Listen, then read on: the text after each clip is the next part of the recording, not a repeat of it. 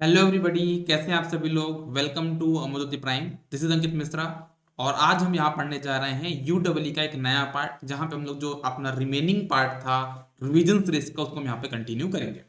Okay, तो इसके पहले हम लोग बहुत सारे टर्म्स पढ़ चुके हैं। ओके, और उसी को हम यहाँ पे आगे करके कंटिन्यू करेंगे। तो इसके पहले आपको एक चीज मैं बता दूं, यहाँ पे जैसे आपने देखा होगा एक वर्ड सुनते हो आप लोग, एब्जॉर्प्शन फैक्टर, है ना। आप लोग इसके बारे में बहुत बार सुने होंगे, इस पे क्वेश्चन बनता है कि ये आपका एब्जॉर्प्शन फैक्टर क्या होता है। ठीक है, तो एब्जॉर्प्शन फैक्टर को आप ऐसे समझो कि जैसे मान लीजिए आपके पास कोई एक नया ट्यूबलाइट है। ठीक है, ये ट्यूबलाइट है और ये पूरा जो रूम है आपका ना, एक रूम है, इसमें आपके पास यहाँ पे कार खड़ी है। ठीक है, ये रूम पूरा साफ है, मतलब कहीं पे भी डस्ट वगैरह नहीं है। तो यहाँ से 50 ल्यूमेंस निकलेंगे तो 50 ल्यूमेंस कार तक पहुंचेंगे, क्योंकि यहाँ पे कुछ भी डस्ट वगैरह नहीं है। तो यहाँ पे कुछ ना कुछ इल्यूमिनेशन होगा, बिल्कुल होगा। अब जैसे मान लो यहाँ पे एक पास आप लैंप है, 50 ल्यूमेन से पास कर रहा है, यहाँ पे कार है, बीच में डस्ट पार्टिकल है, तो होगा क्या कि अगर यहाँ से 50 ल्यूमेंस निकले हैं तो यहाँ पे कितने, क्या 50 ल्यूमेंस पहुंचने वाले हैं क्या? नहीं, यहाँ पे ऑलमोस्ट आपका जो ल्यूमेंस पहुंचे, मान लो कितने, 35 ल्यूमेंस पहुंचेंगे। तो यहाँ पे जो इल्यूमिनेशन होगा वो कम होगा, मतलब यहाँ पे आपका इल्यूमिनेशन ज्यादा होने वाला है और यहाँ पे इल्यूमिनेशन कम होगा। तो आपका जो एब्जॉर्प्शन फैक्टर होता है वो क्या होता है? आपका जो एब्जॉर्प्शन फैक्टर होगा वो होगा, it is the ratio of illumination under normal working condition to the illumination where atmosphere is neat and clean. Normal मतलब सेकेंड अपॉन वन की बात कर रहा है, normal case upon new one case, मतलब जब सब कुछ डस्ट वगैरह नहीं है तब वाला केस, और ये वाला केस। तो सेकेंड अपॉन वन मतलब आपका जो इल्यूमिनेशन हो जाएगा वो क्या हो जाएगा, यहाँ पे कम होगा, यहाँ पे ज्यादा होगा, तो इसकी वैल्यू क्या हो जाएगी, लेस देन वन होगी। इसी को हम बोलते हैं आपका एब्जॉर्प्शन फैक्टर। क्लियर है यहां तक सभी को? बता दीजिए फटाक से। हेलो विद्युत प्रभा, हेलो सोनल, हेलो सोनू, इधर भी देख लेता हूं मैं। Hello Arpit, Arpita, Radhe, Rahul, Keshav, is everything okay? चलिए हम लोग आगे बढ़ते हैं नेक्स्ट पार्ट पे। नेक्स्ट हमारा जो टर्म्स उस पे बढ़ते हैं। हमारे पास जो नेक्स्ट टर्म है वो यूटिलाइजेशन फैक्टर। इसका नाम ही क्या है, यूटिलाइज करना, किसी चीज का यूटिलाइजेशन के बारे में बात कर रहे हैं, यहाँ पे हम कर रहे हैं। तो यूटिलाइजेशन फैक्टर क्या होता है, अगर आप इसको पढ़ोगे तो लिखा है यहाँ पे clearly, it is the ratio of total lumens reaching the working surface या working object to the total lumens given by the lamp. जैसे मान लीजिए आपके पास यहाँ पे एक लैंप लगा है। ठीक है, आप लोग देख सकते हो यहाँ पे एक लैंप लगा हुआ है। इसका कलर कहाँ चेंज होता है पेन का यार, ये रेड पेन लेता हूँ।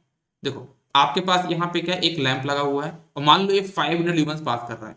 तो ऐसा तो नहीं कि 500 ल्यूमेंस पूरे इस ऑब्जेक्ट पे पड़ रहे होंगे। मान लिया एग्जांपल तो 400 ल्यूमेंस यहाँ तक पहुंचे, तो बाकी ल्यूमेंस यहाँ पहुंच गए ना। तो कहने का मतलब ये है कि कितने ल्यूमेंस पहुंचे यहाँ पे, 400। हाल एग्जाम्पल ले रहा हूँ मैं, और कितने ल्यूमेंस निकले थे यहाँ पे, 500। तो 400 अपॉन 500 आपका क्या हो जाएगा यहाँ पे, यूटिलाइजेशन फैक्टर क्या होगा, it is the ratio of total lumens reaching the working object, जो भी आपका वर्किंग ऑब्जेक्ट है उस पे कितने ल्यूमेंस पहुंच रहे हैं, to the total lumens given by the lamp, lamp ने कितने ल्यूमेंस दिए थे। इन दोनों का जो रेशियो होगा वो आपका क्या कहलाता है, यूटिलाइजेशन फैक्टर होगा। अच्छा एक बात बताओ, यहाँ पे मान लो सोर्स निकाल रहा 500, तो क्या यहाँ पे 500 ज्यादा ल्यूमेंस पहुंच जाएंगे क्या? नहीं पहुंचेंगे। तो क्या बोलोगे, इसकी वैल्यू हमेशा क्या होगी, लेस देन वन होगी। इसकी जो वैल्यू होगी ना वो हमेशा क्या होगी, it will be always less than one. Okay, ठीक है। अब हम बात करते हैं यहाँ पे एक नए पैरामीटर की, नए चीज के बारे में, जो कि हमारा यहाँ पे क्या है, वेस्ट लाइट फैक्टर। ये हमारा क्या होता है, मतलब वेस्ट मतलब होता है खराब हो जाना, लाइट मतलब लाइट कुछ खराब हो जाए उसका फैक्टर एक होता है यहाँ पे, उसके बारे में यहाँ पे डिस्कस करने वाले हैं। तो वेस्ट लाइट फैक्टर होता है क्या है, जब आप जनरली क्या देखते हो, जब मल्टीपल सोर्स प्रेजेंट होते हैं। तो उसके बारे में एक एग्जांपल लेता हूं मैं। जैसे आप ये समझो कि एक आपके पास यहाँ पे वर्किंग टेबल है, ये आपके पास यहाँ पे एक टेबल है। ठीक है, इस टेबल में आपके पास एक क्या लगा हुआ है, यहाँ पे टेबल लैंप लगा हुआ, देखो ना यहाँ पे टेबल लैंप लगा हुआ है, देखो ये आपका टेबल लैंप है। और ये आप कुछ ल्यूमेंस प्रोवाइड कर रहा होगा। तो मैं ऐसा मान लेता हूँ कि इसने आपको कहाँ पे ल्यूमेंस प्रोवाइड किया, यहाँ तक इतने एरिया में इसने ल्यूमेंस प्रोवाइड कर दिया। ठीक है, अब इसके नीचे आपने क्या लगा दिया, एक ऊपर एक लैंप लगा दिया आपने, इसके ऊपर आपने एक लैंप लगा दिया, तो ये भी लाइट देगा। तो लाइट कैसे देगा, लाइट यहाँ पे देगा, मतलब देखो कौन सी एरिया में देगा, इतने पूरे लाइट एरिया देगा, इतना कुछ एरिया में लाइट दे रहा है। तो आप ये देखते हो कि देखो जो ये वाला पोर्शन है, ये वाला जो पोर्शन जो मैंने यहाँ पे बनाया है ना, मान लो इससे 1000 ल्यूमेंस निकला इस लैंप से, तो मान लो जो 200 ल्यूमेंस यहाँ पे गया तो वेस्ट हो गया ना, क्योंकि टेबल के बाहर जा रहा है। 200 इसमें भी आपका वेस्ट जा रहा है। और अगर हम बात करें जो 200 वाला पार्ट जो बीच में आ रहा है, ये भी वेस्ट है, क्योंकि यहाँ पे तो ऑलरेडी एक सोर्स लगा हुआ था। तो कहने का मतलब ये है कि वेस्ट लाइट फैक्टर में हम किसको किसको वेस्ट एनर्जी काउंट करते हैं, जो कि आपका टेबल के बाहर लाइट जा रही है, और जो ओवरलैप हो रहा है हम उसको भी यहाँ पे काउंट करते हैं। तो हमने लिखा है यहाँ पे, आप इसको पढ़ सकते हो, whenever surface is illuminated by number of source of light, इसको हम number of source of light से इल्यूमिनेट करेंगे, there is always a certain amount of waste of light on account of overlapping and falling outside lumen, मतलब outside मतलब table के बाहर। It is the ratio of overlapping area, जो overlapping area, and falling outside lumens to the total lumens given by the lamp. मतलब हमारा कितना lumens बाहर गया, 200 इधर बाहर गया, 200 इधर बाहर गया, और 200 ओवरलैप हुआ, तो टोटल जो लाइट आपकी वेस्ट हुई कितनी हुई, 600 अपॉन टोटल कितने ल्यूमेंस निकले थे आपके पास यहाँ पे, तो टोटल आपके ल्यूमेंस निकले थे यहाँ पे 1000। तो यहाँ पे 1000 इसका था, 1000 इसका था, तो कितना हो जाएगा 2000। तो क्या हो जाएगा 600 अपॉन 2000 आपका क्या हो जाएगा यहाँ पे वेस्ट लाइट फैक्टर कहला जाएगा। सभी को क्लियर है चीज, वेस्ट लाइट फैक्टर क्या होता है। गुड इवनिंग छाया, सभी को ये बात क्लियर हुई, वेस्ट लाइट फैक्टर क्या होगा। इसमें हम आपको ये देखते हैं कि हमारी कितनी लाइट वेस्ट हो रही है जो वर्किंग टेबल के बाहर जा रही है। कौन कौन सी लाइट वर्किंग टेबल के बाहर जा रही है, एक हम देखते हैं कि जैसे ये डायग्राम आप देख लो, ये डायग्राम मैं फिर से ऊपर कर देता हूं, ये डायग्राम आप देखो, तो ये टेबल है, तो ये वाली लाइट बाहर गई, ये वाली लाइट बाहर गई, और जो ओवरलैपिंग हो रही है वो वाली लाइट भी आपकी वेस्ट है। तो आपका कितना हो जाएगा, 200 यहाँ पे है, 200 यहाँ पे वेस्ट हो गई, 200 यहाँ पे वेस्ट हो गई, तो वेस्ट कितना हुआ 600, और टोटल लैम्प से कितना ल्यूमेंस निकला, 1000 इससे निकला था और 1000 इससे निकला था, तो टोटल कितना निकला था यहाँ पे 2000। तो 600 अपॉन 2000 यहाँ पे क्या हो जाएगा आपका waste light factor. Hello Rohit, okay, बहुत अच्छी बात, अगर आपको चीजें क्लियर है तो आगे बढ़ता हूँ। अच्छा, किसी ने अगर पहले नोट्स मतलब पहले आपने मुझसे कॉम्प्रिहेंसिव कोर्स पढ़ लिया है, तो अपने नोट्स भी ओपन करते जाइएगा, तो आपको और मजा आएगा।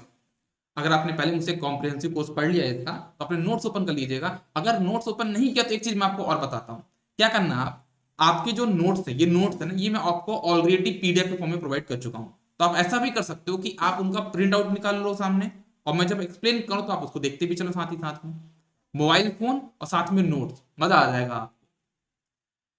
ठीक है, चलिए आगे बढ़ते हैं। ऑलमोस्ट सभी लोग ने यस यस बोल दिया है, हम आप आगे बढ़ते हैं। अब आता है यहाँ पे रिफ्लेक्शन फैक्टर, है ना। यहाँ पे क्या आता है रिफ्लेक्शन फैक्टर। रिफ्लेक्शन फैक्टर क्या होता है समझना, जैसे मान लो आपके पास यहाँ पे एक लैंप है, आप देख सकते हो, मैं इसको कलर चेंज कर लेता हूँ, मुझे रेड कलर ज्यादा पसंद होता है, मैं रेड कलर लेता हूँ। ठीक है, मेरे पास एक यहाँ पे लैंप है, और उससे मान लेता हूँ कितने ल्यूमेंस निकल रहे हैं, 1000 ल्यूमेंस निकल रहे हैं। ठीक है, और यहाँ पे एक कोई बंदा खड़ा है, यहाँ पे मुंडी बनाया था, ये देखो ये मुंडी बना दी मैंने, यहाँ पे कोई एक बंदा खड़ा है, ठीक है, जिसमें लिखा हुआ अमर ज्योति प्राइम। ठीक है, और वो जो है तो आपका उस बंदे पे जो यहाँ पे लड़का खड़ा है, उस पे कितनी लाइट आ रही, कितने ल्यूमेंस आ रहे हैं, 500 ल्यूमेंस। तो कुछ बोलोगे सर इतना कम क्यों आ रहा है, अरे भाई आपके घर पे जो लाइट लगी हुई है, तो क्या उसकी पूरी लाइट आपके ऊपर आ रही है क्या, कुछ ट्यूबलाइट, कुछ कुछ आपका फैन पे जा रही है, कुछ लैपटॉप पे जा रही है, कुछ आपके ऊपर आ रही है, कुछ टेबल पे जा रही है, कुछ बेड पे जा रही है, कुछ डोर पे जा रही है, तो पूरी लाइट डिस्ट्रीब्यूट हो रही है ना। तो हालांकि मैंने यहाँ पे ज्यादा ही मान लिया कि 500 लाइट आपके पास यहाँ तक आ रही है। तो क्या हुआ, 1000 ल्यूमेंस निकले, अमर ज्योति पैन पर कितने पड़े, यहाँ पे जो कुछ बैठा हुआ है उस पे पड़े 500 ल्यूमेंस। ठीक है, और ये 500 ल्यूमेंस से लाइट टकराई, और किस कहां पे गई, जो इसको देख रहा है, यहाँ पे कोई बंदा होगा,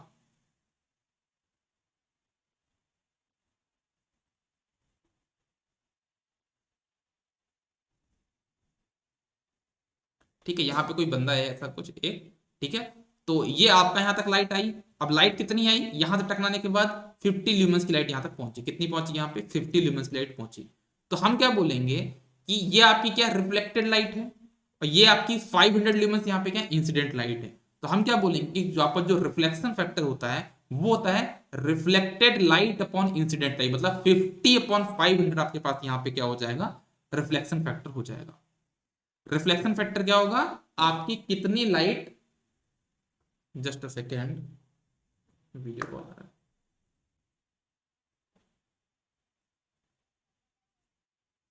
क्लास में हूं अभी मैं।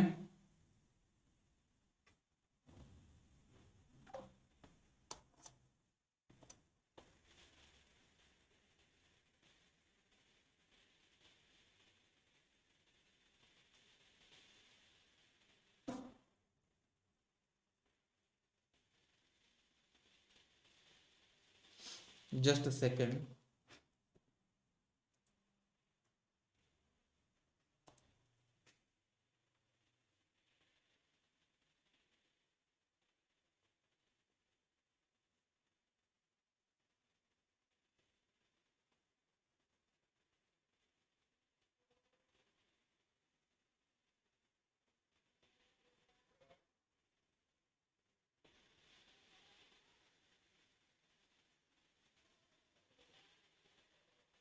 चलो,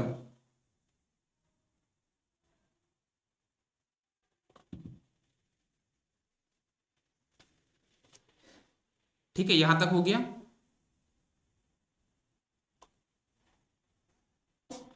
चलो, हुआ क्या है मैं बताता हूँ। हुआ ये है कि मैंने अपनी भांजी की फोटो लगाई है, तो बड़ा वाला भांजा गुस्सा हो गया है और वो रो रहा है, वीडियो कॉल कर रहा है।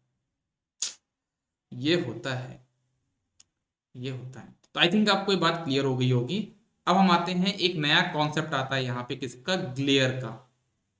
ग्लेयर यहाँ पे क्या होता है समझना। ग्लेयर क्या होता है, जैसे कभी आप देखते हो ना कि आपकी आंखों कभी अगर ब्राइट लाइट आती है तो आप क्लियरली प्रॉपरली नहीं देख पाते हो। इसका मतलब ये समझ जाओ, जैसे आप मान लो हाईवे में हो, आप खड़े हो यहाँ पे एक ट्रक आ रहा है, और जब ट्रक की दोनों लाइट आपके पास आती है तो यहाँ पे सामने कोई साइकिल चला के आ रहा होगा तो क्या दिखाई देगा आपको? नहीं दिखाई देगा, आपको सिर्फ ये लाइट ही लाइट दिखाई देगी। तो ये जो कॉन्सेप्ट है इसको हम क्या बोलते हैं? ग्लेयर का कॉन्सेप्ट बोलते हैं। तो क्या बोलोगे? Glare is the kind of discomfort, ये एक डिस्कम्फर्ट है on interference to the eyes when a strong light source strike to the iris due to which accident में अगर, मतलब आपकी जो लाइट आ रही है वो आयरिस पे अफेक्ट करती है, जिससे आपके पास वहां पे सामने दिखाई नहीं देता कि सामने क्या है, एक डिस्कम्फर्ट होता है, उसी को हम बोलते हैं ग्लेयर। तो हम ये चाहते हैं कि जो हमारे सोर्स हो वो कम से कम ग्लेयर क्रिएट करें। आपके घर पे जो बल्ब लगे हैं आप उनसे ये कोशिश करते हो कि अगर बल्ब के बाजू में छिपकली है, अगर, कहाँ है मेरी छिपकली? है, दिख गई। अगर छिपकली है तो वो आपको प्रॉपरली दिखाई दे, ऐसा ना हो कि बल्ब के ग्लेयर के चक्कर में आप उसको देख ही ना पाओ। ठीक है, क्लियर है चीज? ओके, नहीं भग रही आज। ठीक है, तो ये हो गया आपके पास क्या? ग्लेयर। अब हम आते हैं एक नए कॉन्सेप्ट पे जिसको हम बोलते हैं क्या? Law of illumination. ठीक है, इस पे हम आते हैं। ये हमारा लॉ ऑफ इल्यूमिनेशन क्या होता है? इल्यूमिनेशन के दो नियम होते हैं, एक होता है लॉ ऑफ इनवर्स स्क्वायर, एक होता है लैम्बर्ट कोसाइन लॉ। तो हम दोनों को यहाँ पे डिस्कस करने वाले हैं। पहला होता है लॉ ऑफ इनवर्स स्क्वायर। वो क्या होता है देखना। ये नियम ये बोलता है कि जैसे मान लो आपके पास कोई सोर्स है, यहाँ पे कोई ऑब्जेक्ट है, तो अगर आपको इस पॉइंट पे इल्यूमिनेशन निकालना है तो इस पॉइंट पे जो इल्यूमिनेशन होगा वो आपका इनवर्सली प्रोपोर्शनल होगा इस पॉइंट से, इस सोर्स से इस पॉइंट की जो डिस्टेंस है उसके स्क्वायर के इनवर्सली प्रोपोर्शनल। मतलब आप मान लो यहां से लेके यहां तक की जो डिस्टेंस मान लो वो क्या h1 है, या फिर मान लो r1 है यहाँ पे, या आपकी r1 है, तो आपका ep p पॉइंट पे कितना हो जाएगा? आपका मान लीजिए कि क्या हो जाएगा? Inversely proportional to 1/r1 square. Similarly अगर आपको यहाँ पे q पॉइंट पे एलिवेशन निकालना, कितना हो जाएगा आपका? eq equals to eq inversely proportional to 1/r2 square. मतलब यहाँ की जो डिस्टेंस हमारा कितनी r2 है, तो उसके स्क्वायर के इनवर्सली प्रोपोर्शनल हो जाता है। आई होप ये पॉइंट भी आपको क्लियर हो गया होगा। ठीक है,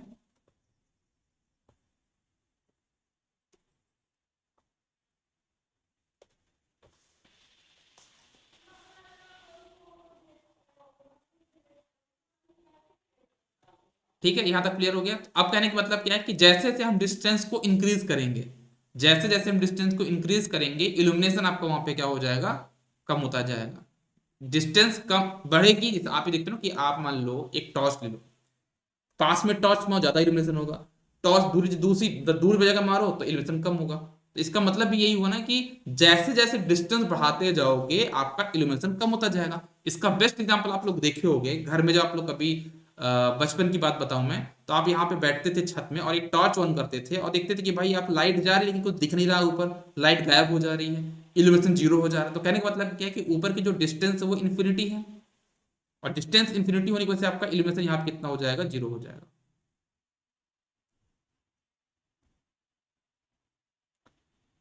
ठीक है ना। तो हमने क्या बोला, if a source of light when emits light equally in all direction is place, इन डेफिनेशन के बारे में बताया, इसमें कोई इंटरेस्ट मत पढ़ना इसको, है ना, ये मेंस में पढ़ लेना जो थ्योरी लिखी है।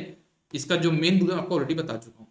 लैम्बर्ट कोसाइन लॉ क्या बोलता है, जैसे मान लीजिए आपके पास यहाँ पे एक सोर्स है, एक पॉइंट यहाँ पे है, एक पॉइंट यहाँ पे, एक पॉइंट यहाँ पे, मतलब एक पॉइंट जस्ट सोर्स के नीचे है, एक पॉइंट यहाँ पे और एक पॉइंट यहाँ पे। तो अब मैं अगर बात करूं कि यहाँ पे बी पॉइंट पे कितना इल्यूमिनेशन होगा और सी पॉइंट पे कितना इल्यूमिनेशन होगा, तो ये देखना, मैं ये बोलता हूं कि यहाँ पे जो बी पॉइंट पे इल्यूमिनेशन होगा ना, ई बी, वो आपका प्रोपोर्शनल होगा। क्या होगा यहाँ पे, प्रोपोर्शनल। वहां पे इन्वर्सली प्रोपोर्शनल था, यहाँ पे प्रोपोर्शनल होगा। किसके, यहाँ पे जो एंगल बन रहा ना ये थीटा वन, इसके प्रोपोर्शनल होगा। तो कॉस थीटा वन के प्रोपोर्शनल हो जाएगा, अगर मुझे बी पॉइंट पे इल्यूमिनेशन निकालना। तो अगर मुझे सी पॉइंट पे इल्यूमिनेशन निकालना तो क्या हो जाएगा, वो ई सी प्रोपोर्शनल टू हो जाएगा किसके, कॉस ऑफ थीटा। तो ये होता है आपका लैम्बर्ट कोसाइन लॉ।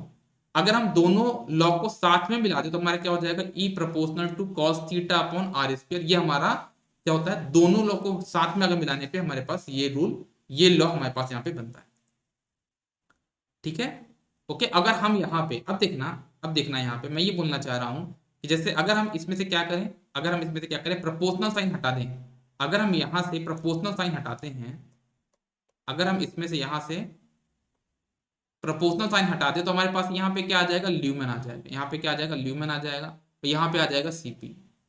तो क्या हो जाएगा, ल्यूमेन अपॉन आर स्क्वायर या फिर सीपी बाय आर स्क्वायर यहाँ पे आपको देखने को मिलेगा। ठीक है, तो एक क्वेश्चन भी यहाँ पे दिया हुआ आप देख सकते हो, बहुत सिंपल क्वेश्चन है।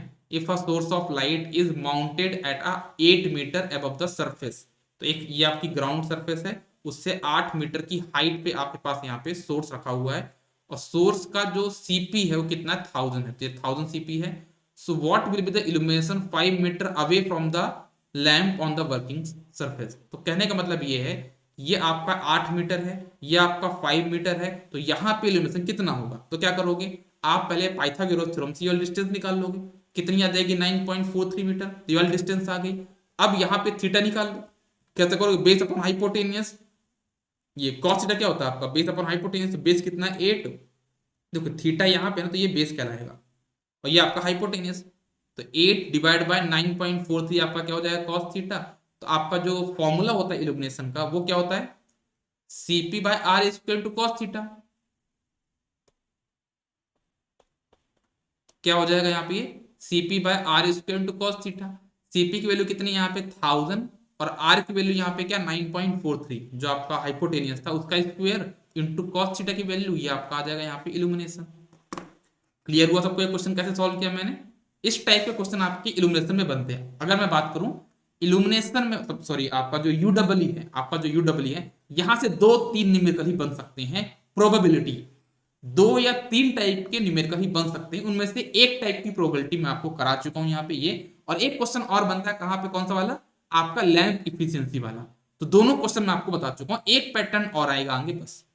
इतने में आपका यू डब्ल्यू कितने न्यूमेरिकल बन सकते थे वो कॉन्सेप्ट तो क्लियर हो गया। लेकिन एक चीज मैं आपको बता दूं, अभी एसएससी जेई का प्री होने वाला है, एसएससी जेई का मेंस भी होगा। एसएससी जेई के मेंस पे जो भी न्यूमेरिकल मैंने कराया है, ये लिख के रख लो, ये न्यूमेरिकल आता है। इस कॉन्सेप्ट से एक 20 या 30 नंबर का न्यूमेरिकल आता है, जो कि मैक्स टू मैक्स टाइम 3 से 4 मिनट में सॉल्व हो जाता है। 3 से 4 मिनट में आप उस क्वेश्चन को सॉल्व कर सकते हो। तो इस टाइप की न्यूमेरिकल की प्रैक्टिस आप जरूर कर लेना, जब आप एसएससी जेई का प्रीलिम्स में भी आता है और मेंस में भी आता है। मेंस में तो पक्का है कि कॉन्सेप्ट के क्वेश्चन आएगा, क्योंकि उनको यू डबल से क्वेश्चन क्रिएट करने हैं और न्यूमेरिकल ये बनता है। यू डबल से बाकी आपके थ्योरेटिकल क्वेश्चन भी आते हैं, थ्योरेटिकल अटेम्प्ट मत करना। मेंस में थ्योरेटिकल क्वेश्चन को थोड़ा अवॉइड करना, आपको न्यूमेरिकल ही अटेम्प्ट करने हैं, क्योंकि 2 घंटे में अगर आप थ्योरी अटेम्प्ट करोगे तो वो नहीं हो पाएगा। ठीक है, देखो, तो मैंने कहने का मतलब ये है कि मान लो आपके पास कोई सोर्स है, कंक्लूजन ये, कोई सोर्स है, उसके जस्ट नीचे कोई पॉइंट पी है, और उस पर आपको इल्यूमिनेशन निकाल, तो क्या हो जाएगा यहाँ पे CP by H square. CP by H square आपके पास यहाँ पे हो जाएगा आपका इस पॉइंट पे इल्यूमिनेशन। सिमिलरली अगर आपको पॉइंट 2 पे हो और आपको क्यू पॉइंट पे इल्यूमिनेशन निकालना है, तो क्या हो जाएगा ई क्यू, क्या हो जाएगा आपके पास ई क्यू, और इसकी वैल्यू कितनी हो जाएगी, ये हो जाएगी सीपी अपॉन कितना हो जाएगा, ये हाइट का स्क्वायर इंटू यहाँ पे कितना है कॉस थीटा। तो ये आपको हो गया कॉन्सेप्ट कि आपका ये इल्यूमिनेशन का फॉर्मूला यहाँ पे बनने वाला है। ठीक है, तो आज के लिए अपन इतना ही रखते हैं, है ना। मिलते हैं अपन मशीन की क्लास में। ठीक है, तो ऑलमोस्ट आपका जो इल्यूमिनेशन का 50% पार्ट आपका हो चुका है। कल मैं एक लंबी क्लास लेके आपका इल्यूमिनेशन कंप्लीट कर दूंगा, और एक क्लास में आपका हीटिंग, एक में वेल्डिंग, और एक में ट्रैक्शन, और एक में इल्यूमिनेशन। मतलब कुल मिला के मैक्स टू मैक्स आपके में यूडब्ल्यू की 4 क्लास लूंगा, और 4 क्लास में आपके 4 चैप्टर निपटने वाले हैं। एक चैप्टर में क्या निपटेगा आपका इल्यूमिनेशन, एक में आपका हीटिंग, एक में वेल्डिंग, एक में ट्रैक्शन, और एक में आपका एस्टिमेशन कॉस्टिंग। ठीक है, तो चलो बेटा मिलते हैं अपन अपने मशीन की क्लास में। ठीक है, अभी के लिए इतना ही रखते हैं। गुड डे एवरीबॉडी, आप सभी लोग पढ़ते रहिए, बढ़ते रहिए, और आपके जो फ्रेंड्स हैं उनके साथ ये जो हमारा सेशन है वो ज़्यादा से ज़्यादा आप शेयर करिए। Good day everybody.